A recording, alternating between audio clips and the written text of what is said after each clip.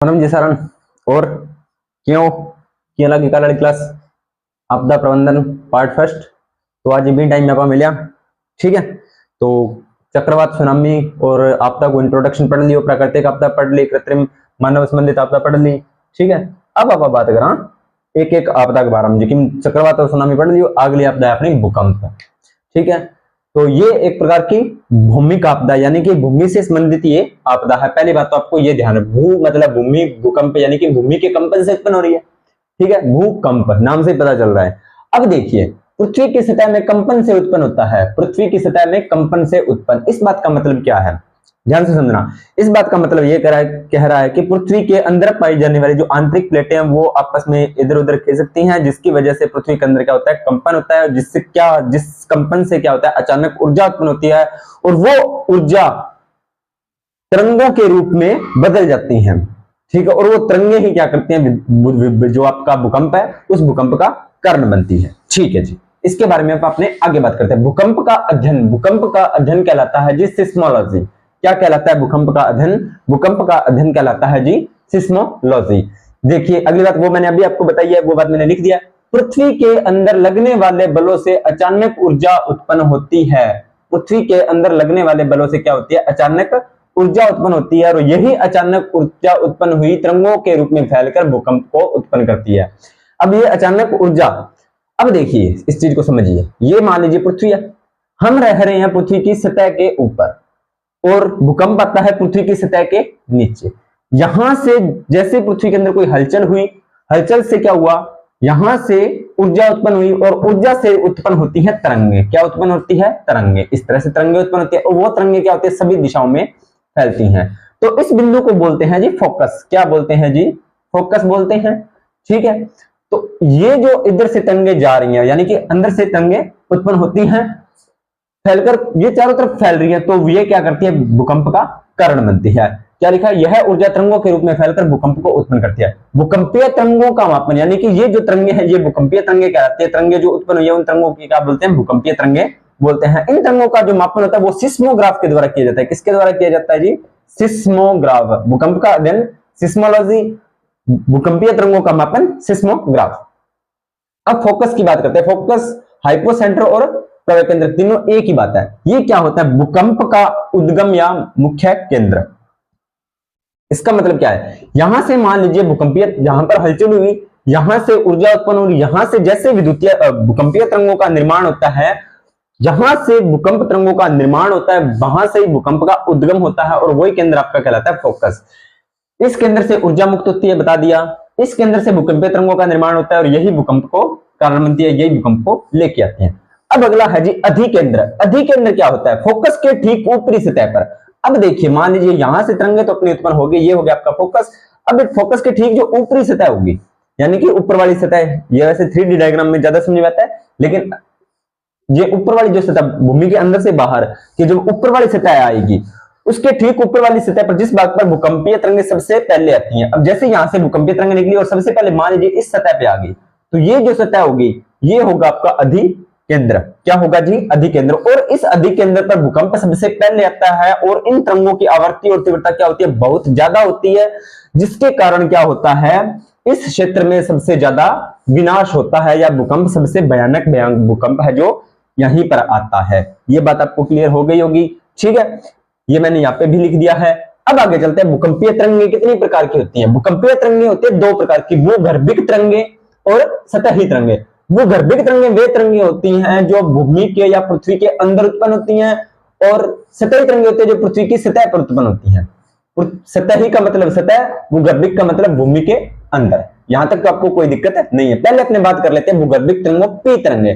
P तरंगे यानी कि प्रारंभिक तरंगे या प्राथमिक तरंगे, ये सर्वाधिक गति है, सबसे ज्यादा। अगर पूछे भूकंपीय तरंगों में सबसे ज्यादा गति किस तरंग की होती है, तो आपको ध्यान देना है कि पी तरंग की सबसे ज्यादा गति होती है। कितनी होती है, 6 से 13 किलोमीटर पर सेकंड, यानी कि 1 सेकंड में 6 से 13 किलोमीटर तक की गति करती है। इसकी प्रकृति होती है अनुदैर्ध्य। अनुदैर्ध्य का मतलब होता है कि तरंग की दिशा और कणों की दिशा, माध्यम के कणों की जो दिशा होती है वो दोनों एक ही दिशा में, तो क्योंकि जो माध्यम के कण होते हैं ना वो तरंग की दिशा में ही गति करते हैं, इस प्रकार की जो तरंगे होती है वो होती हैं अनुदैर्ध्य तरंगे।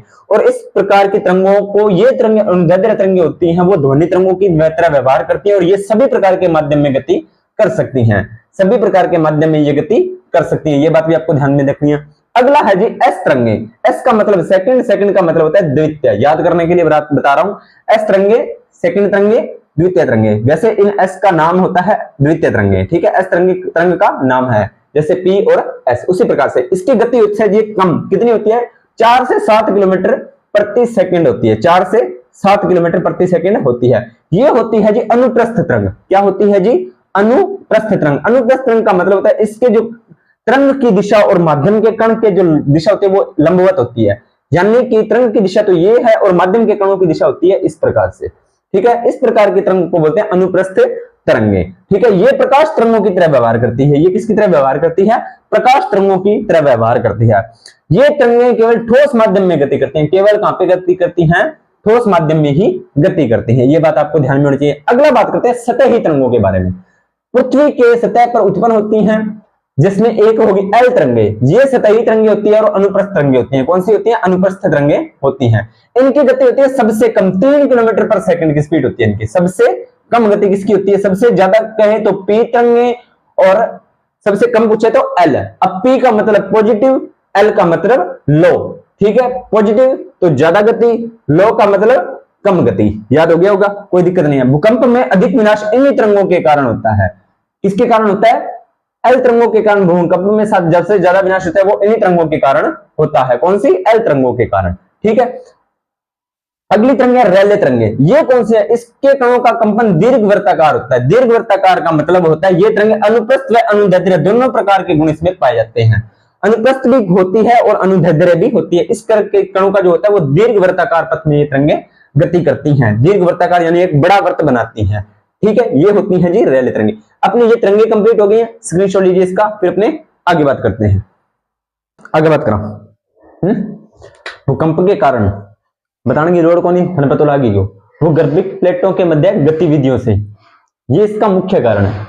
अन्य छोटे छोटे कारण और भी हो सकता है, जैसे ज्वालामुखी का फटना, मानवीय ज्वालामुखी का फटना और मानवीय क्रियाकलाप। मानवीय क्रियाकलाप में जैसे आपका आ गया परमाणु परीक्षण, खनन, भूखनन हो गया, बांधों का निर्माण हो गया। इसमें कुछ विशेष बात नहीं है, लेकिन आपको मुख्यतः ये याद रखना है भूकंप का मुख्य कारण, ठीक है। अब भूमि के अंदर मुख्यतः 7 प्लेटें होती हैं, वो बड़ी होती हैं। अन्य भी होती हैं पर वो छोटी होती है। मुख्य कितनी प्लेटें होती हैं? 7 होती हैं और वो बड़ी प्लेटें होती है। ये आपको ध्यान रखना है। भूकंप के जोन होते हैं जी 5। कितने होते हैं जी? 5। और सबसे खतरनाक होता है जोन 5, जिसमें भूकंप की तीव्रता होती है 9। और इस 5 में जो सबसे खतरनाक क्षेत्र हैं वो आपके कौन कौन से हैं? जम्मू कश्मीर है, हिमाचल प्रदेश है, उत्तराखंड है, सिक्किम है, पूर्वोत्तर भारत के 7 राज्य हो गया और आपका पश्चिम बंगाल हो गया। आपको ये 5 याद जरूर रखने हैं। कौन कौन से? जम्मू कश्मीर, हिमाचल प्रदेश, उत्तराखंड, सिक्किम, पूर्वोत्तर भारत के 7 राज्य और पश्चिम बंगाल, जो जोन 5 में आते हैं। इसमें भूकंप की तीव्रता होती है वो 9 होती है। मापा किससे जाता है? इसका मापन किया जाता है रिएक्टर पैमाना से, जिसमें 1 से लेकर 10 तक अंक होते हैं। अगर उसमें भूकंप की तीव्रता का मान 1 से 3 आ जाए तो हल्का कंपन होगा, 4 से 5 आ जाए तो कम नुकसान होगा, 6 से 7 आ जाए तो मध्य नुकसान और 8 से 9 आ जाए तो भारी नुकसान। ये भी आपको थोड़ा सा ध्यान में रखना है, ज्यादा इसके बारे में नहीं विचार करना है। भारत में लगभग 60% भाग है जो भूकंप के लिए अति संवेदनशील है।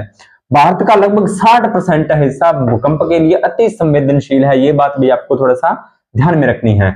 यहां पर अपना कंप्लीट होता है, लेकिन अपनी छोटी छोटी बातें और कर लेते हैं। जैसे सबसे खतरनाक भूकंप कब आया था? गुजरात में आया था। कब आया था जी? 26 जनवरी 2001 को ये क्वेश्चन पूछा गया है। वैसे सबसे भूकंप के सबसे खतरनाक होता है जो विवर्तनिक भूकंप होता है, जो सबसे खतरनाक होता है। IMD भारतीय मौसम विभाग होता है ना, वो भूकंप के अध्ययन का मुख्य केंद्र होता है, ठीक है। IMD भारतीय मौसम विभाग भूकंप के अध्ययन के लिए मुख्य केंद्र होता है। अधिक जोखिम क्षेत्र होता है। अत्यधिक जोखिम क्षेत्र पूछे, क्या पूछे? अत्यधिक जोखिम क्षेत्र आपसे पूछे। अत्यधिक जोखिम क्षेत्र, अत्यधिक जोखिम क्षेत्र, ये जो होता है आपका, ये होता है जी जोन 4। इसकी तीव्रता होती है 8। मध्य जोखिम क्षेत्र होता है जी, ये होता है जोन 3, जिसमें तीव्रता होती है 7। और निम्न जोखिम क्षेत्र होता है जोन 2, जिसकी तीव्रता होती है 6 से कम। अब अपने 4 के लिए छोटी छोटी बात कर लेते हैं। वैसे तो आपको मुख्य तो ये ध्यान रखना है, ये याद रहे तो ठीक है, नहीं तो भी आपका काम चल जाएगा। चार में एक तो आपका जम्मू कश्मीर आता है, एक गुजरात आता है, एक राजस्थान आता है, एक आपका दिल्ली आता है, एक आपका महाराष्ट्र आता है और एक आपका गोवा आता है, एक आपका केरल आता है। ये तीन में आते हैं, तो गोवा और केरल, सॉरी, ठीक है। ये आपका यूपी, बिहार, पश्चिम बंगाल और सिक्किम, ये आपके चार में आते हैं। तीन में कौन कौन आते हैं? जोन तीन में ये तीन आते हैं, गोवा, केरल और लक्षद्वीप, ये आपके इतने ही आते हैं। यहां पर अपना भूकंप का होता है कंप्लीट। स्क्रीनशॉट लीजिए इसका, फिर अपने इसके बारे में आगे बात करते हैं। नहीं समझ में आए तो इस वीडियो को 2 बार देख लेना, कोई दिक्कत नहीं है, ठीक है। अगर फिर भी नहीं समझ आए तो कमेंट सेक्शन में आप मुझसे पूछ लेना, मैं आपको बता दूंगा, कोई इसमें किंतु परंतु वाली बात नहीं है, ठीक है। स्क्रीनशॉट लीजिए इसका, फिर अपने आगे बात करते हैं अगले आपदा के बारे में। तो इसका तो फिर अपने आगे बात करें। देखिए एक बार स्क्रीनशॉट ले लीजिए इसका। आगे बात करते हैं। तड़ित, तड़ित होती है जी बिजली, कौन सी? आसमानी बिजली। ये होती क्या है और ये कैसे उत्पन्न होती है? इस बिजली से समझने के लिए मैं आपको एक चीज बताता हूं। सर्दियों में जब अपने ऊनी वस्त्र पहनते हैं, तो जब उन वस्त्रों को अपने चेंज करते हैं या वस्त्र इधर उधर अपने सीक के साथ घिसते हैं, तो उसमें से चट चट इस टाइप की कुछ अपने को आवाज आती हुई महसूस होती है, ठीक है। तो वो जो आवाज आती है वो आवेशों के स्थानांतरण के कारण होती है। जो तड़ित है ना, वो सेम टू सेम उसी परिघटना पर आधारित है, दोनों एक ही बात है। बस वो कपड़ों से जो आवाज आती है वो बहुत कम मात्रा में होती है, और जो तड़ित की होती है वो बहुत ज्यादा मात्रा में होती है आवेश की, ठीक है। इस प्रकार से उसकी परिघटना होती है। अब देखिए समझते हैं, यह एक प्राकृतिक विद्युत परिघटना है। क्या है? ये एक प्राकृतिक विद्युत परिघटना है, यानी कि विद्युत से संबंधित आवेशों का स्थानांतरण हो रहा है। प्राकृतिक का प्रकृति से संबंधित है, कोई दिक्कत नहीं है। बादलों में आवेशों की उत्पत्ति, बादलों में क्या होता है? आवेशों की उत्पत्ति होती है, तो वो हो जाती है असंतुलित। बादलों में आवेशों की उत्पत्ति असंतुलित हो जाती है, जिसके कारण बादल उस आवेश को संतुलित करने के लिए अपना जो अतिरिक्त आवेश है वो या तो किसी दूसरे बादल पर भेजते हैं या फिर पृथ्वी पर गिराते हैं, ठीक है। और उस वजह से बिजली गिरती है। बादलों में जल वाष्प ऊपर जाते समय, बादलों में जल वाष्प जब ऊपर जाती है तो उस समय वायु के कणों के साथ उनका क्या होता है? घर्षण पैदा होता है। वायु के कणों के साथ क्या होता है? उसका घर्षण पैदा होता है। देखिए वाष्प के कण ऊपर जा रहे हैं और यहां पर वायु है, तो वायु के कणों के साथ उनके साथ आपस में घर्षण पैदा होता है, जिससे क्या होता है? आवेश की उत्पत्ति होती है। कौन कौन से? पॉजिटिव आवेश और नेगेटिव आवेश, ऋणात्मक आवेश और धनावेश, इनकी होती है जी उत्पत्ति, ठीक है। ये होती है बादलों में। तो बादलों में क्या होता है? ऊपर होता है पॉजिटिव आवेश और नीचे होता है नेगेटिव आवेश। कैसे याद रखोगे इसको? अगर आप ऊंचा सोचोगे, अच्छा सोचोगे, तो आप ऊपर जाओगे। ऊपर कौन जाता है? जो बच्चे या जो पॉजिटिव सोच रखते हैं, और नेगेटिव सोच वाले नीचे ही रहते हैं, ठीक है। इस प्रकार से बादल भी सेम टू सेम, जो पॉजिटिव आवेश होता है उसको ऊपर रखता है और जो नेगेटिव आवेश होता है वो नीचे रखता है, ठीक है।